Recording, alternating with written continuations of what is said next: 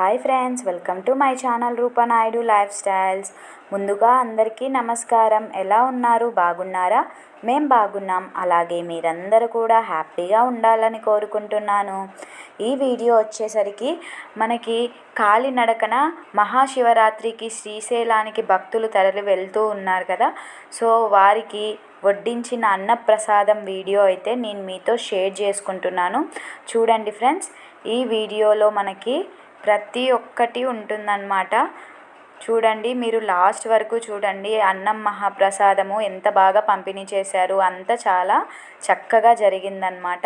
చూస్తూ ఉన్నారు కదా, తెల్లవారుజామున 3 నుండి మొదలు పెడతారనమాట మనకి వంటలు చేయడం. 3 నుండి మొదలుపెట్టి అలాగే 6 అంతా అక్కడ మనకి అన్నప్రసాదం అనేది పంచుతూ ఉంటారనమాట. ఇది వచ్చేసరికి మనకి శ్రీశైలంలోని రైట్ బ్యాంక్ ప్రాజెక్ట్ వాళ్ళు మనకైతే ఈ అన్నప్రసాదాన్ని మనకి ఎక్కడ అంటే వ్యూ పాయింట్ ఉంటుంది కదా శ్రీశైలంలో, అక్కడ ఈ అన్నప్రసాదాన్ని అయితే ప్రతిరోజు 5 రోజులు పంపిణీ చేస్తూ ఉంటారనమాట.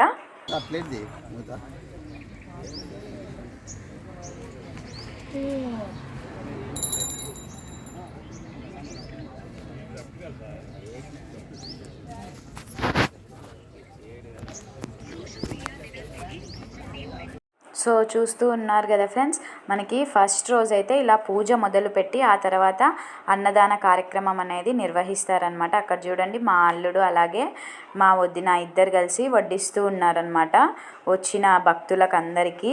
చాలా బాగా జరుగుతుంది. ఇది వచ్చేసరికి మనకి 14 ఇయర్స్ నుండి అంటే 14 సంవత్సరాల నుండి ఈ అన్నదాన కార్యక్రమం అనేది వ్యూ పాయింట్ దగ్గర శ్రీశైలంలో మనకి రైట్ బ్యాంక్ ప్రాజెక్ట్ వాళ్ళు నిర్వహించారనమాట.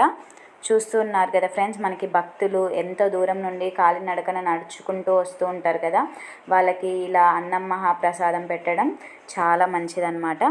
నెక్స్ట్ వచ్చేసరికి మనకి ఈ అన్నదానం వచ్చేసరికి 5 డేస్ జరుగుతూ ఉంటుంది అనమాట. అంటే అందరు ఆఫీసర్స్ కలిసి 5 డేస్ ఈ అన్నదాన కార్యక్రమాన్ని విజయవంతంగా పూర్తి చేస్తారనమాట. మొదటి రోజు మనకి ఫుడ్ ఐటమ్స్ వచ్చేసరికి ఏమేం పెడతారు అనేది నేనైతే వివరిస్తాను, మీరందరూ కూడా వినండి. మొదటి రోజు వచ్చేసరికి మనకి కేసరి, టమాటో బాత్, అలాగే పులిహోర. రెండవ రోజు వచ్చేసరికి సేమియా, పొంగలన్నం, వెజిటేబుల్ బిర్యానీ, పులిహోర, టమాటో రైస్, అలాగే పెరుగన్నం. మూడవ రోజు సేమియా, పొంగలన్నం, పులిహోర, టమాటో రైస్, వెజిటేబుల్ బిర్యానీ, అలాగే పెరుగన్నం. నాలుగవ రోజు కేసర, పులిహోర, టమాటో రైస్, వెజిటేబుల్ బిర్యానీ, అలాగే పెరుగన్నం. తరువాత 5వ రోజు వచ్చేసరికి స్వీట్, పులిహోర, టమాటో రైస్, పెరుగన్నం, మజ్జిగ, అలాగే పళ్ళు అన్నమాట. ఇలా ప్రతి సంవత్సరం మనకి ఈ కార్యక్రమం అయితే జరుగుతూ ఉంటుంది. నెక్స్ట్ వచ్చేసరికి భీమా కొలను దగ్గర అయితే మనకి ప్రతిరోజు మజ్జిగ కూడా పంపిణీ చేస్తారనమాట. చూస్తూ ఉన్నారు కదా, మనకి ఇక్కడైతే మనకి ఫుడ్ పెడతారనమాట. అన్నం మహాప్రసాదం అనేది ఇక్కడైతే నిర్వహించారు మనకి శ్రీశైలంలో వ్యూ పాయింట్ దగ్గర అనమాట. నెక్స్ట్ వచ్చేసరికి భీమకొలను దగ్గర మనకి మజ్జిగ పంపిణీ అనేది చేస్తూ ఉంటారు. ఎందుకంటే ఎండలు చాలా విపరీతంగా ఉంటాయి కదా, మనకి భక్తులకి మజ్జిగ పంపిణీ అనేది చేస్తూ ఉంటారనమాట. అసలు ఎంతమంది మీలో ఈ వీడియో చూస్తున్న వాళ్ళు శ్రీశైలంకి నడకదారిన వెళ్ళారో నాకు తప్పకుండా కామెంట్ బాక్స్లో తెలియజేయండి ఫ్రెండ్స్. నాకు కూడా చాలా ఇష్టం, కానీ ఎప్పుడైతే వెళ్ళలేదన్నమాట. ఎందుకంటే మా వాళ్ళకి నాకంటే ఏమంటారు, నా మీద నాకంటే వాళ్ళకే నమ్మకం ఎక్కువ అనమాట. నేను నడవలేను అని అంటారు. సో కానీ ఎప్పుడైనా వెళ్ళాలి అనుకుంటున్నాను. చూద్దాం మరి, ఇప్పుడు కాకుండా నెక్స్ట్ ఇయర్ అయినా వెళ్ళాలి. సో చూస్తూ ఉన్నారు కదా, ఇక్కడైతే చాలా మంచిగా అన్నదాన కార్యక్రమం అయితే నిర్వహించారు. ప్రతి ఒక్కరూ మనస్ఫూర్తిగా తృప్తిగా భోజనం చేసి మనకి శివయ్య దర్శనానికి అయితే వెళ్తూ ఉన్నారనమాట. చూస్తూ ఉన్నారు కదా, మా ఊరిలో కూడా చాలామంది వెళ్ళారు ఫ్రెండ్స్. మేమైతే ఎక్కువగా మహానందికి అలాగే ఓంకారంకి శివరాత్రి రోజున వెళ్తామన్నమాట. అక్కడ కూడా ఫుల్ జనాలు ఉంటారనమాట. భక్తులతో కిటకిటలాడుతూ ఉంటుందన్నమాట. సో చూస్తూ ఉన్నారు కదా, ఇక్కడ వచ్చేసరికి మనకి వాటర్ అనమాట. ఫుడ్కి కొంచెం దూరంలో వాటర్ పెట్టారు, ఎందుకంటే మనకి అంత తడిచిపోతుంది కదా, కొంచెం గ్యాప్ చేయడం వల్ల మనకి వచ్చిన వాళ్ళకి అంత బాగుంటుంది అనేసి మనకి ఫస్ట్ అయితే ఫుడ్, ఆ తర్వాత కొంచెం అట్లా వాటర్ అనమాట. చూస్తూ ఉన్నారు కదా.